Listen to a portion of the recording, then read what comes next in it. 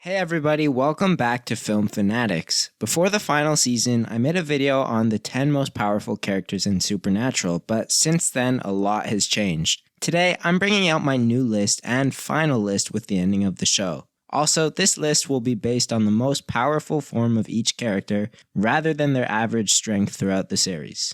Number 10 is Michael with Dean as his vessel. The most powerful and oldest archangel. Michael is devoted to making the destiny he thinks is meant to happen. He does what he thinks is good, but in his case, that was fighting Lucifer and wiping out half the planet in the process. We see him show his strength in an alternate universe where he defeats Lucifer. By taking his brother down, he proves himself the strongest of the archangels. And when he has his sword, his true vessel Dean, he is in his strongest form and a true force to be reckoned with. Michael can only be killed by an archangel wielding an archangel blade or primordial beings such as God, Amara, and the Darkness, who can all effortlessly kill him, as shown when Chuck kills Michael as punishment for his earlier betrayal. What's changed? Oh, I don't know. Could be that you started killing all my friends. Number 9 is Billy the New Death. Billy was once a Reaper who could banish others to the empty, stop Sam and Dean's hearts, and freeze and speed up time while reaping. However, after Dean killed the original Death, Billy became the New Death, and with the upgraded job title came several new powers and abilities, such as near invulnerability, as Billy is only able to die by Death's scythe, which she possesses. Saying that, just like the old Death, she isn't too careful with giving others the only weapon which can kill her, as she leaves her scythe laying around, which gives Dean the perfect opportunity to kill her with it. Some other new powers are the ability to resurrect, nigh omnipotence shown when she manifested knowledge that she never witnessed, including things that took place in alternate realities, and the ability to stop time, now not just while reaping. Cass, this child is half demon and half human, but it's far more powerful than either. Other cultures call this hybrid Cambion or Kateko. You know him as the Antichrist. Number 8 is Jesse the Antichrist. Jesse Turner was born when a virgin woman named Julia Wright became possessed by a demon. He is a half-human, half-demon boy who is destined to become the Antichrist. He is hard to power scale as we only see him for one episode, so he may be higher or lower on the list if we were to get more appearances of him. Jesse has reality warping powers, as shown when he created things or beings like the Tooth Fairy just by believing in them, and we saw Jesse turn Castiel into a toy figurine just with a thought. More powers include demon control and exorcism, as shown when he commanded a demon to silence and had a demon leave the body of a human on command, as well as telekinesis and teleportation. It's lucky Jesse wasn't inherently evil because of his demon nature, because he would be a serious threat to the Winchesters if so. One weakness the boy has is that Jesse's strength is in part determined by if Lucifer walks the earth or not. And another is his ability to be killed with just a demon-killing knife, not an archangel blade or fancy scythe, just a demon-killing knife, which most hunters seem to have. However, as he hasn't been killed, this was never confirmed.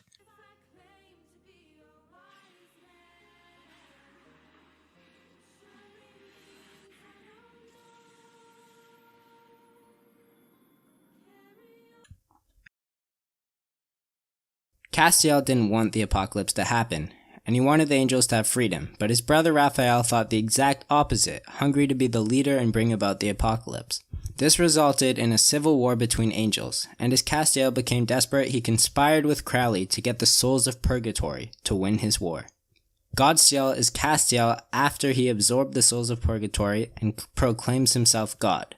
Despite being God for only one episode, he showed he had incredible power, killing Raphael with the snap of his fingers along with all of Raphael's followers in the war. And while he may have been powerful, Godstiel was a dick. I for one hope he got to show a little more power before returning the souls to Purgatory though. Number 6 is Lucifer powered up by Jack's grace. Lucifer is second of the 4 archangels and was God's favorite son. When God asked for all angels to bow down to humanity, Lucifer refused, both out of jealousy and wounded pride over being commanded to bow down to what he saw as a broken, flawed, and murderous species. Lucifer was bitter, angry, and downright evil in the way he went about things, despite trying to convince everyone he was a good guy. He has shown how powerful he is several times, killing pagan gods with ease along with his brother Gabriel, and creating every demon there is, the Knights of Hell and the Princes of Hell. In Season 13, Lucifer uses the Archangel Blade and cuts Jack's neck, allowing him to consume most of Jack's grace. With Jack's grace now coursing through his body, Lucifer is able to supercharge his powers, exhibiting golden eyes like Jack rather than his usual red. Michael later tells Dean and Castiel that after consuming the grace of Jack, Lucifer would be capable of ending the whole universe if he put his mind to it.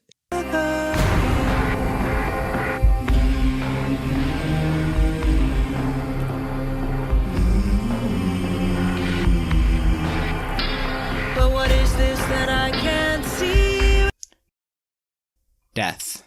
The original Death, also known as the Pale Horseman and the Angel of Death, was the oldest and most powerful member of the four horsemen of the Apocalypse and is the boss of all Reapers. He's supposedly as powerful, if not more powerful, and around the same age as God, according to his conversation when Dean first encountered him. Well, I gotta ask, how old are you? As old as God. Maybe older. Neither of us can remember anymore. Life, death, chicken, egg.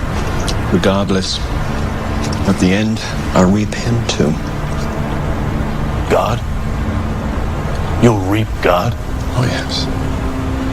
God will die too, Dean.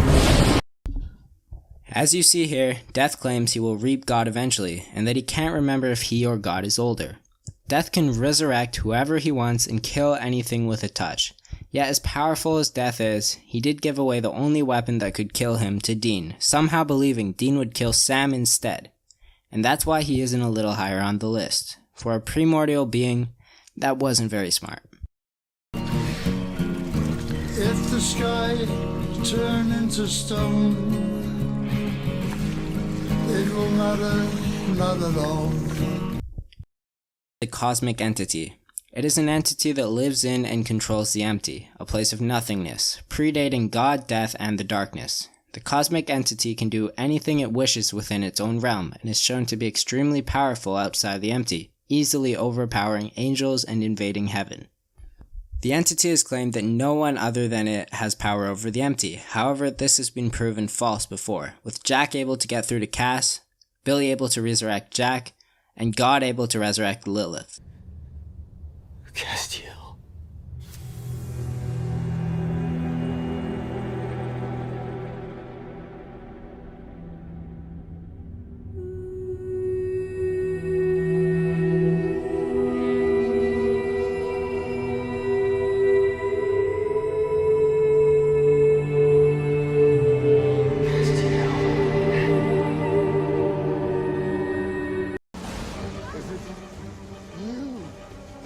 Are you testing us? God? No. But let's just say, he's not the only game in town.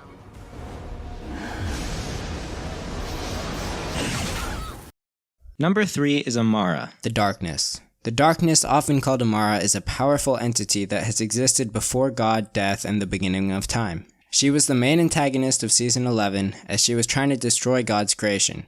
Amara has been destroying anything God creates since God was first around, which made him create 4 archangels and with their help seal away her using the Mark of Cain a long time ago.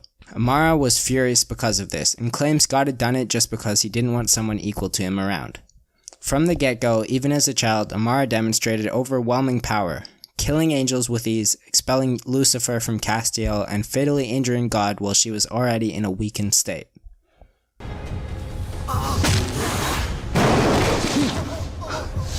I'd die 1,000,000 times. Murder you 1,000,000 more before going back there. Tell me, if you won't change, why should I? Amara, no!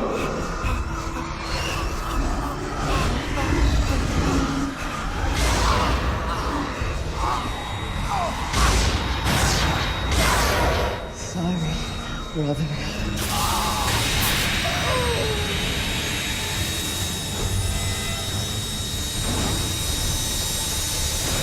The most powerful witches, a demon army, an angel army, Lucifer, and God have all tried to take out Amara and have all failed. It seemed Amara was in love with Dean for a while also, but it turns out that Amara was only interested in Dean because she did not want to be alone after taking revenge on God. Eventually, Dean helped Amara and God reconcile, and we saw another power of Amara's, resurrection, when she brought Mary Winchester back to life.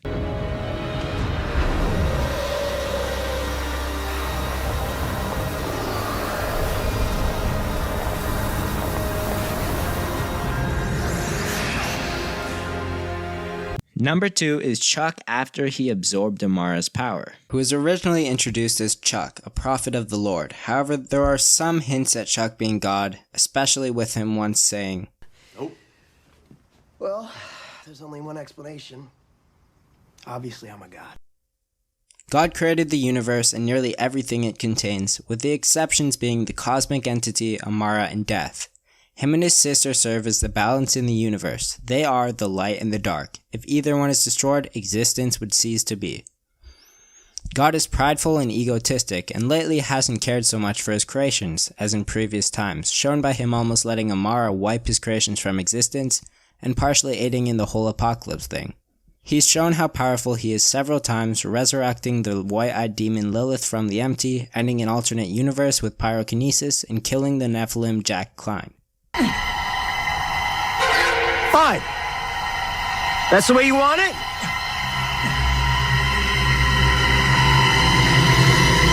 Story's over. Welcome to the end.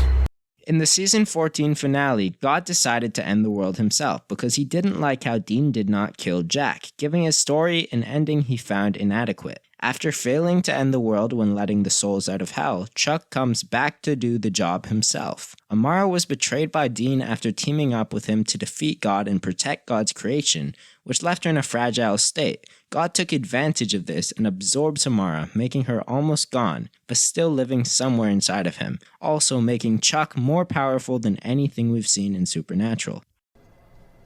What's your name? Jack. Number 1 is Jack. Jack, Nephilim and son of Lucifer, was already one powerful guy before the final season. According to Nephilim lore, Nephilim become stronger than the angel who sired them, meaning Jack was able to become more powerful than Lucifer himself, and he got the number 5 spot on my list.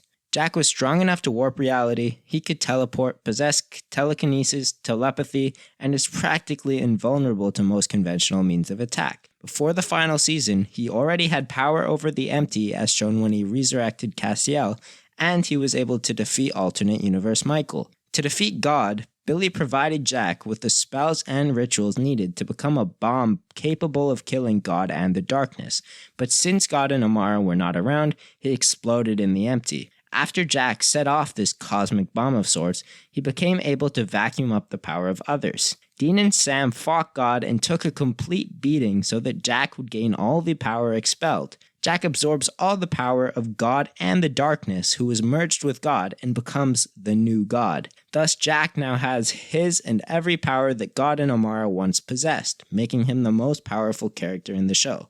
Thanks for watching. Please like and subscribe for more Supernatural content, and I'll see you in the next one.